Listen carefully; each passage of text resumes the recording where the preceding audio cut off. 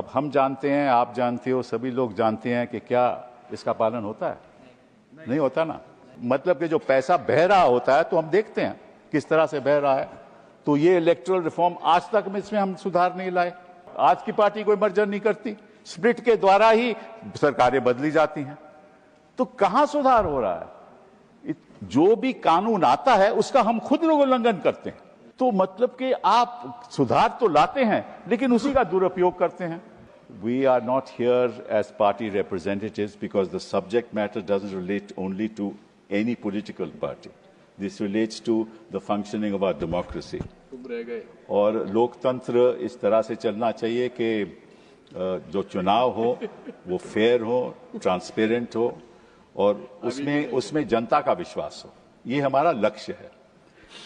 Sir, if you look back on major reforms that have taken place in this country, और मैं इतिहास में थोड़ा जाना चाहूँगा, वक्त कम है, तो पहली बात तो ये है कि आपको मालूम है कि हम हर चुनाव में ये देखते हैं कि मनी पावर का कितना रोल रहता है, पैसे का कितना रोल रहता है।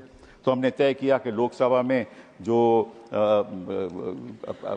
जो कैंडिडेट होगा वो 94 लाख खर्च, उससे ज़्यादा नहीं कर सकता, और असेंबली में 40 लाख। अब हम जानते हैं, आप जानते हो, सभी लोग जानते हैं कि क्या इसका पालन होता है? नहीं होता ना। तो कौन सा सुधार ला रहे हैं हम उसके बारे में? और दूसरी बात कि जो पॉलिटिकल पार्टीज हैं उन पे कोई पाबंदी नहीं है, कोई कैपिंग नहीं है। क्या हमने उसके बारे में सोचा? पॉलिटिकल पार्टी जितना मर्जी खर्च कर दें, और मतलब कि जो पैसा बह रहा होता है तो हम देखते हैं किस तरह से बह रहा है। तो ये इलेक्टोरल रिफॉर्म आज तक में इसमें हम सुधार नहीं लाए।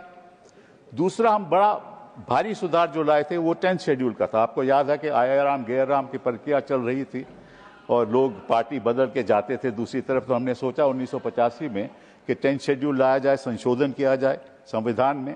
तो 1985 में 10th शेड्यूल लाया गया। वहाँ स्प्लिट की बात हुई और मर्जर की बात हुई। आज स्प्लिट कहाँ है? उसका भी लोगों ने दुरुपयोग किया, हम ही ने दुरुपयोग किया। मतलब कानून लाते हैं, खुद उसको हथियार बनाते हैं। ये असलियत है, इस देश की असलियत है। 10th शेड्यूल को क्या हुआ, स्प्लिट को क्या हुआ, हमें उसको रद्द करना पड़ा। फिर केवल मर्जर की बात आई। मर्जर कोई पार्टी, आज की पार्टी कोई मर्जर नहीं करती, स्प्लिट के द्वारा ही सरकारें बदली जाती हैं। तो कहां सुधार हो रहा है? जो भी कानून आता है उसका हम खुद लोग उल्लंघन करते हैं। फिर आपको याद होगा 2017-18 में एक फाइनेंस बिल आया। मेरे दोस्त अरुण जेटली थी, वहीं बैठे थे, और उन्होंने इंट्रोड्यूस किया और उन्होंने कहा जो पुराना जो फाइनेंस बिल के जो संशोधन कर रहे थे कंपनीज एक्ट में, क्या संशोधन था? पहले था कि कोई कंपनी जो 3 साल की उसकी काम नहीं है तो वो कोई कंट्रीब्यूशन नहीं दे सकती। उन्होंने उसको चेंज कर दिया। आप कंपनी आज इनकॉर्पोरेट करो, कल आप कंट्रीब्यूशन दे सकते हो। फिर दूसरा था कि जब तक वो 7.5% प्रॉफिट्स, नेट प्रॉफिट से ज्यादा नहीं कंट्रीब्यूट कर सकती, उसको रद्द कर दिया। अब जितना मर्जी कंट्रीब्यूट कर सके। तो मतलब कि आप सुधार तो लाते हैं लेकिन उसी का दुरुपयोग करते हैं।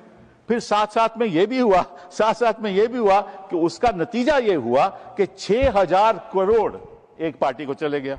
एक ही पार्टी को 6,000 करोड़ मिला। नहीं, तो एक minute, just I am not saying anything, I am not saying anything sir, I am just trying to, I am not see. So वो क्या हुआ, उसका नतीजा क्या हुआ कि कोई भी पार्टी कितना भी पैसा दे दे, साथ में जब फंड देना पड़ता था तो रेजोल्यूशन होता था बोर्ड का कि किस पार्टी को फंड दे रहे हो, वो भी रद्द कर दिया। सो अभी किसी पार्टी को फंड दो, नाम नहीं, इलेक्टोरल बॉन्ड, वो खत्म हो गया। सुप्रीम कोर्ट ने कह दिया कि यह संवैधानिक था। तो जो मेजर जो सुधार लाए हो उसका तो आप उल्लंघन करते हो। तो one nation one election, one nation one party, one election one outcome, ऐसा नहीं होना चाहिए सर।